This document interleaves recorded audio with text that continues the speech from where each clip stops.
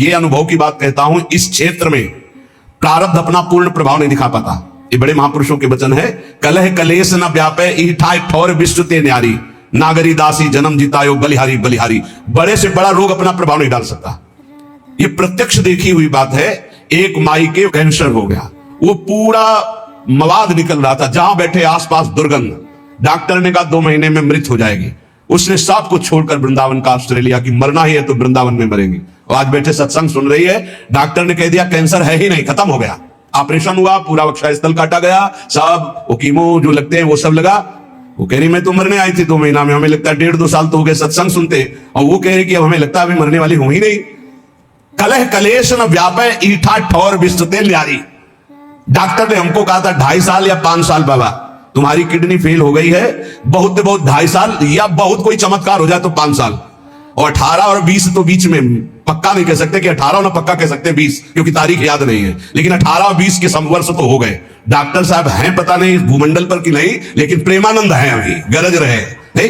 क्यों गरज रहे? क्योंकि प्यारी जो बरस रही है, इसलिए हम गरज रहे। परसत पुलिन सुलिन गिरा करसत चित सुर घोर, हर्षत हित नित नवल रस बरसत जुगल किशोर। बरसत जुगल किशोर तो हम बीज रहे, उसी बरसा में हम गरज रहे हैं। सच्ची मानिए, कलह कलेश न व्यापे ठाए ठौर विश्व ते न्यारी, नागरी दासी जन्म जितायो बलिहारी बलिहारी। हमारी सबही बात सुधारी, कृपा करी श्री कुंज बिहारी। अरे श्री कुंज बिहारी पक्की मानिए, जीत गए जीत गए। लाडली लाल ने जिता दिया। यहां कितना भी भयंकर दुख आवे, घबराना नहीं, बस भागना नहीं, यही खास बात है। भागना नहीं। हमने देखा एक दृश्य ऐसा देखा जिसमें कोई उपाय नहीं था। एक साधक आया, वैराग्य लिया, जे ही वैराग्य लिया तो उसके शरीर में ऐसा भयानक रोग हुआ कि बस खून ही खून। और वो गुदाद्वार वाला रोग नहीं कि वो खूनी बवासीर नहीं, वो कोई आग का ऐसा सिस्टम, जब सौंध जाए खून, आंखें धस गई, शरीर कृश हो गया, बस ये कि अब गया तब गया। अब ये घबराहट हो गई कि नया नया भी भगवान के मार्ग यही है, जे भी कदम रखोगे हो सकता है एकदम प्रबल प्रतिकूलता या भारी अनुकूलता, दोनों में नहीं रुकना।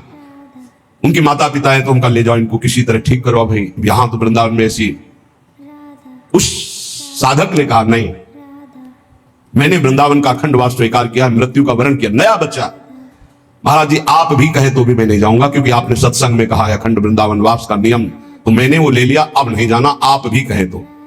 भाई फिर ठाकुर जी श्री जी जो रचे होंगी वही होगा। बिना किसी औषधि के चकाचक श्री जी की सेवा में खूब दौड़ भाग, और सबसे ज्यादा नाच वही नाचता है, समझ गए हो गया। पूरा दिन रात सेवा में तत्पर, बिना किसी औषधि। कर तुम अकर तुम अन्यथा कर तुम सर्व समर्था स ईश्वर। कलह कलेश न व्यापे ईठा ठौर विश्व ते न्यारी। बात पक्की समझ लो।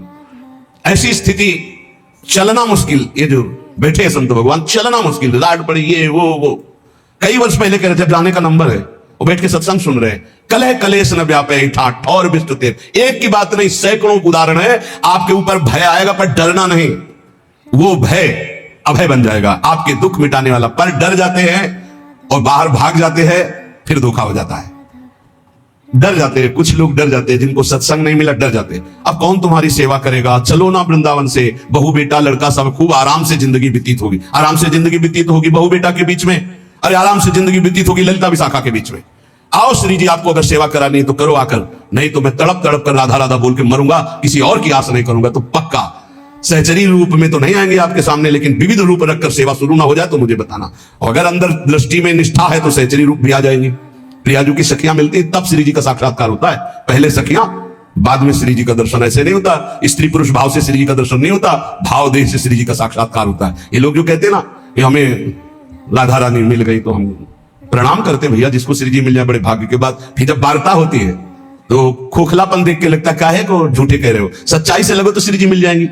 एक बार हित धाम में थे तो 10-15 लोग पीछे, और एक सखी जी थी, बाल मतलब फूलों के गुथे सब। तो हमारे पास पहले सूचना आई कि श्री जी का साक्षात्कार किए हुए एक जन आ रहे हैं। तो अच्छा है, अहोभाग्य, आसन लगाया।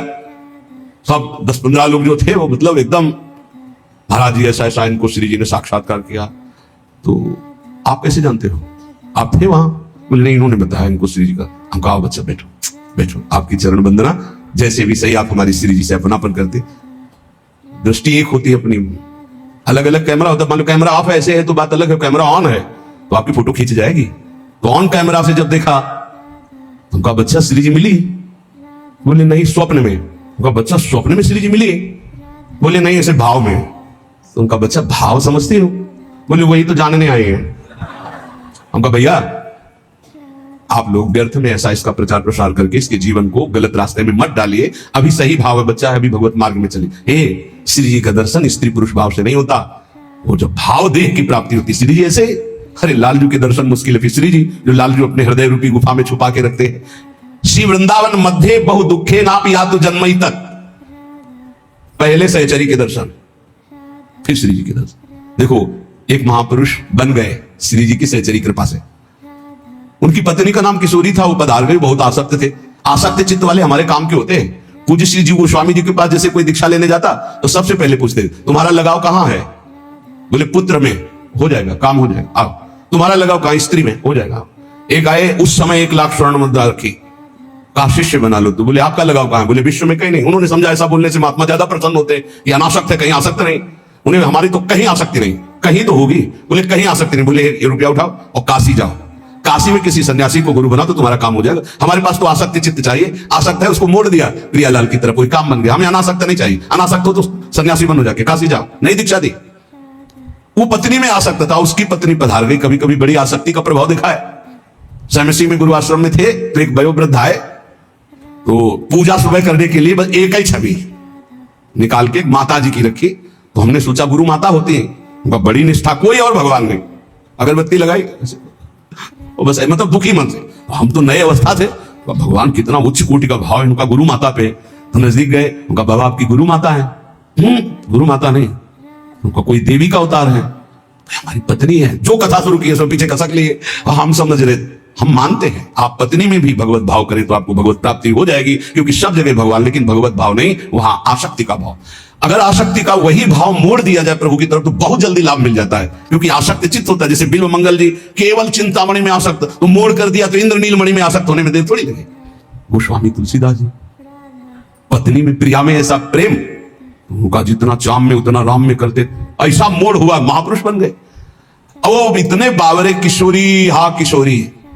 धन्य है कि उनकी पत्नी का नाम किशोरी था, क्योंकि परम पावन स्वामिनी जी का नाम किशोरी जी है। अब वो बरसाने कोई दर्शन करने आ रहे थे तो ऐसे बावरे बने संग आ गए। लोग गए मंदिर दर्शन करने, वो नहीं गए, पहाड़ में चढ़ गए। लता पता एकांत में बस वो अपनी पत्नी का ध्यान करके, किशोरी तुम्हारे बिना जिया नहीं जा रहा। दोपहर व्यतीत की, शाम व्यतीत हुआ, रात्रि में वो एकांत क्षेत्र, तो उनका और भाव बढ़ा। चिल्ला करो हा किशोरी। लाडली जू और लालजू, हमारे लाडली लालजू गहवर वन में बेहरण कर रहे थे। देख सखी राधा पिय केल, हरिवंश चंद्र जू कह रहे, ये दो खोरी खीरक गिर गहवर, बिहरत कुंवर कंठ भुज मेली। महामोर कुटी में अभी आपने सुना था एक दिन तटिया स्थान के महापुरुषों के वचन, बिहारी बिहारी जी का भाव करके दर्शन करने तो प्रिया प्रीतम में आवेश आया बिहारी बिहारी। ये परम पावन धाम है। प्रिया जी ने कहा ललिते देख मुझे कोई पुकार रहा है। ललिता जी ने कहा प्रिया जो आपको नहीं पुकार रहा है, उसकी पत्नी मर गई है, वो अपनी पत्नी के प्रेम में पागल होकर किशोरी किशोरी पुकार। बोले आदि नाम माने प्रथम नाम तो मेरा किशोरी है ना, वो मुझे पुकार रहा है, तुम उनको लिवा के लाओ। तो स्वामिनी की आज्ञा सिरोधार्य। ललिता जी ने सोचा इस जीव का कितना सौभाग्य कि योगींद्र मुनींद्र जिनको ध्यान में नहीं धर पाते, स्वामिनी जी कह रही लिवा लाओ मेरे पास। जी ही ललिता जी उसके सामने प्रकट हुई, संपूर्ण विद्या का नाश हो गया। ये देखो कृपा नाम की, किशोरी नाम की कृपा, राधा नाम की कृपा, श्यामा नाम की कृपा। जी ही महान सामर्थ्यशाली ललिता जो प्रेम बपू प्रकाशित हुई सामने, जीव ललिता जी को दे खत्म, अविद्या खत्म, स्त्री की आसक्ति खत्म। उसे कहा चल तेरे को हमारी स्वामिनी बुला रही। यंत्रवत जे ही स्वामिनी जी को देखा, उस उच्च कोटि की धारणा प्रकट हुई जो रसिकों की धारणा होती है। तत्काल भाव की प्राप्ति हुई, तत्काल देह भाव छूटा और सहचरी भाव की प्राप्ति। वो बहुत बड़े महान संत बनकर इस धराधाम को पावन किया। श्री अली किशोरी जो, अली किशोरी जो नाम के महाभागवत श्री जी का बड़ा पावन यश गान किया। हमारी स्वामिनी जी का है ब्रज 84 को वृंदावन बरसाना। अगर कहीं यहाँ की रज में तुम्हें कुछ ही दिन वास करने को मिले और आप नाम जप कर रहे हो तो धन्यवाद। और अगर कहीं अखंड वास मिल रहा तो कितना भी दुख आवे छोड़ना नहीं, क्योंकि वो सुख मिलेगा जो किसी साधना से नहीं मिलता। इसलिए कह रहे श्री वृंदावन मध्य बहु दुखे ना पिया तो जन्मई तक। मैं इस वृंदावन में ये जन्म भारी दुख में, अगर हमारी परिस्थिति रहे तो भी बिताऊंगा। 50 को देखते हैं पूरे भाल पर तिलक लगा हुआ है, और रिक्शा चला रहे हैं, कोई कुछ कर रहा है, कोई और धाम वास कर रहे हैं, अपने लड़के बच्चे को पालन पोषण कर रहे हैं और नाम जप कर रहे हैं प्रियाजू के धाम का। जीवन धन्य भाई। भले तुम पोछा लगा कर यहाँ ब्रजवासियों के घर में उधर पोषण करते हो तो तुम बहुत बड़े महात्मा के समान हो, क्योंकि यह धाम वास कर रहे हो, प्रियाजू का यश सुन रहे हो। लोकोत्तर सुख संपत्त्यापिन चान्यत्र में निमिषा। प्रार्थना है यहाँ के किसी जन को लुभायमान करके मत ले जाना, नहीं तो अपराध लगेगा। मान लो कोई ऐसा, चल हमारे यहाँ घर में पोछा लगाना, तुझे सब खान पान सामान, कभी ऐसा मत करना। तुम्हारे अंदर दया आवे तो यहाँ एक झोपड़ी बनवाकर उसको यहाँ वास दे देना, मांगेगा खाएगा, भगवत प्राप्त होगा तो आपका कल्याण हो जाएगा। यहाँ के किसी जीव को मत ले जाना, यहाँ के तूता, यहाँ पशु पक्षी, यहाँ किसी की, यहाँ की तुलसी, यहाँ के कोई, यहाँ का ब्रज 84 कोष का कोई भी लता, कोई भी ऐसा कभी बाहर मत ले जाना। यहाँ की केवल रज ले जा सकते हो और कुंडों का जल ले जा सकते हो, ये आप अपने सेवन के लिए चरणामृत ले जा सकते हो बस। कभी गिरिराज जी को मत ले जाना कि गिरिराज जी की शिला उठाई हम घर में अभिषेक को पूजन करें। ब्रज 84 कोष के बाहर नहीं, भारी अपराध बन जाएगा। यहाँ की तुलसी जी को बाहर मत ले जाना, बाहर की तुलसी जी यहाँ लाके लगा देना। यहाँ की किसी लता पता की वृंदावन की तमाल है अपने ले जाते हैं और अपने बगीचे में लगाएं, कदापि नहीं, भारी अपराध बन जाएगा, क्योंकि वो महापुरुष वृंदावन सेवन के लिए प्रकट हुआ था, आप उसका वृंदावन छुड़ा रहे हैं तो आपकी बहुत हानि हो जाएगी। ये सत्संग के द्वारा ही ज्ञान होता है। रजरानी, यहाँ का प्रसाद, यहाँ के कुंडों का जल, यहाँ का चरणामृत, ये ले जा सकते हो आप। बकाया यहाँ के किसी भी जड़ चैतन्य को मत ले जाना।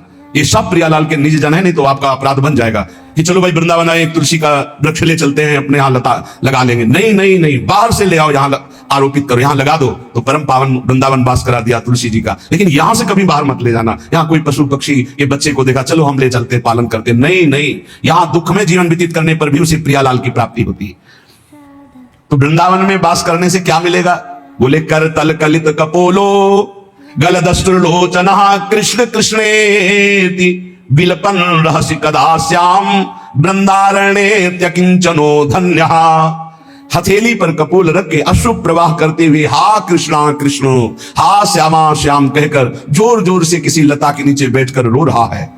अति दीन भाव होकर के जो रो रहा है वो सारे जगत को पावन करने की सामर्थ्य रखने वाला, वो कृतार्थ स्वयं हो गया और औरों को कृतार्थ करता है, जो प्रियालाल के लिए ऐसे चिंतन करते हुए अश्रु प्रवाह कर हा श्यामा श्याम, हा कृष्णा कृष्ण, हा राधे श्याम ऐसे रो रहा है।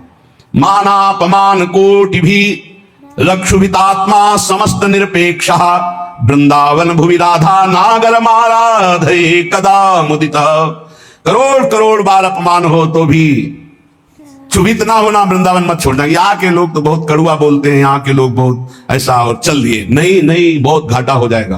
कांटे में ही फूल खिलता है गुलाब का, आसपास कांटों से बचा के फूल को ग्रहण करो। यहाँ बाढ़ लगी हुई है ऐसी, जल्दी प्रिया प्रीतम में आसक्ति नहीं होने पाएगी। बाहरी ऐसे कटु वचन, बाहरी ऐसा व्यवहार, बिल्कुल क्षुभित मत होना। कल एक संत भगवान आए थे, चर्चा हुई तो उन्होंने कहा विक्षेप सहा नहीं जाता। उनका पिटाई हुई कभी? बोले अभी नहीं, अभी तो कुम्हार के हाथ ही नहीं लगे, 2-4 बार पिटते तब बात समझ में आती, अभी पिटे तो हो रहे, पिटे बिना जो पिट गया वो हिट हो गया, पक्का समझा। यहां जो जितना पिटा वो उतने यशस्वी होगा, ध्यान रखना। सहन करना, विक्षेप क्या चीज होती है? क्या चीज विक्षेप होती है? तुम्हारी मानी हुई अनुकूलता के प्रतिकूल भाव को विक्षेप कहते हैं। हमारी कोई अनुकूलता नहीं, जो प्यारो करे सोई मोई भाव, तो विक्षेप नाम की चीज नहीं। हे जब 2-4 थप्पड़ लात जूता लगे, इसके बाद को बड़ी कृपा, तब समझ में आएगी कि साधना ठीक चल रही। मां थप्पड़ याद ये लात जूता चला और इसके बाद जब एकांत हुए तो आपका हृदय शीतल हुआ। जय हो बिहारी, जय हो राधा वल्लभ लाल की, बड़ी कृपा की प्रभु। कोई बहुत बुरा प्रारब्ध था, निपटा दिया नाथ, बड़े कृपालु हो। ऐसा चिंतन आवे तब माना जाएगा आपकी साधना। बोले मानापमान कोटि भी, करोड़ों प्रकार से तुम्हारा अपमान हो तो भी क्षुभित नहीं होना, और करोड़ों लोग मान करे तो हर्षित नहीं होना, नहीं होगा। ये नहीं होगा यदि वृंदावन का आश्रय लियो, रसिकों का संग करते हो, प्रियालाल में थोड़ा भी नाम जपने का भाव है तो सामर्थ्य आने लगेगी। ये बहुत ऊंचाई में बैठ गए हो, अपने तो सबसे मिलते हैं ना, पता चलता है 50-50 वर्ष हो गए, अभी साधना का स्वरूप नहीं जाना। प्रभु अभी चित्त का समाधान नहीं हुआ, भगवत प्राप्ति तो बात जाने दो। और सत्संग सही मिल जाए तो बच्चे बच्चे में चित्त का समाधान हो गया, बच्चे बच्चे में। जो 50-50 वर्ष साधना में नहीं, वो एक बच्चा आपको बता सकता है कि आपका साधन क्या है, आपका साधन क्या है, आपका साध्य क्या है। बस एक ही ठसक से निकलेगी, हमारी महारानी श्री राधा रानी, हमारी महारानी श्री। पक्का समझो ये जो तुम्हें मिला ना, ये वृंदावन रज रानी और रसिक जनों की अपार कृपा से मिला, ये सब साधनों का सार है। मानापमान कोटि भी क्षुभितात्मा समस्त निरपेक्षा, कभी भी क्षुभित ना होना। तुम्हारा मान अपमान हो, मान में क्षोभ हर्ष होता है, खूब मान हो रहा है तो हर्ष होता है, वो डरेगा अपमान से। ये डर हटा दो, मान को स्वीकार न करो तो अपमान का डर नहीं होगा। बहुत बड़ा डर होता सम्माननीय पुरुष को निंदा का। जो मान को ग्रहण करता अपमान से भयभीत होता है, जो मान अपमान को धूल समझता है, वही भगवान के मार्ग का पथिक होता है। न मान में हर्ष, न अपमान में शोक। लेकिन बातें बनाना, प्रवचन करना सरल है, जब अपमान होगा तब छाती में ऐसी कोई मशीन नहीं कि नाप के दिखा दिया जाए। नहीं, उस समय देखो क्या उथल पुथल होता है। वही मुझे प्राण प्रिय है जो ना किसी को उद्वेग देता है, ना किसी के उद्वेग देने पर उद्वेगित होता है। वो महान भागवत है। देखो कसौटी में कसो, दंडवत प्रणाम यश वाह वाह जय हो, कैसा लगता है? पाखंडी नाटक करता है, फिर कैसा लगता है? अगर दोनों में अंदर ठीक एक ही, बिल्कुल एक ही जगह सुई है, राधा राधा राधा, तो करेक्ट है। और अगर सुई हिली डुली तनिक भी, तो इसका मतलब मानापमान का प्रभाव पड़ता है। मानापमान का जब तक प्रभाव पड़ेगा तब तक आपकी स्थिति अध्यात्म में ठीक मानी नहीं जाएगी। निर्माण अमोहा जित संग दोषा अध्यात्म नित्या विनिवृत्त कामा द्वंद्वैर विमुक्ता सुख दुख संगई।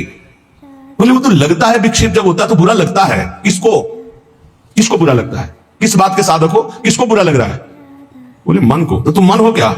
साक्षी क्यों नहीं बने उस समय जब आपका सम्मान हो रहा था? हर्षित हो गए, अब भोगो अपमान का फल बुरा। अब आपके अंदर द्वेष आएगा, आपके अंदर बुरा भाव आएगा। सम्मान को नहीं भोगोगे तो लिख लो, अपमान बुरा नहीं लगेगा। राग आपका कहीं नहीं होगा तो द्वेष आपको कभी दुख प्रदान नहीं कर सकता। किसी सुख में सुखी नहीं हुए तो कोई दुख आपको दुख दे ही नहीं सकता। वही प्रसन्नता और आनंद को प्राप्त होता है जो सुख दुख समय कृत्वा, जो सुख दुख में समान भाव रखता है। समस्त निरपेक्षा, किसी भी व्यक्ति वस्तु स्थान की अपेक्षा मत रखो। इतने तो बनी जाओ यार, कोई अपेक्षा नहीं।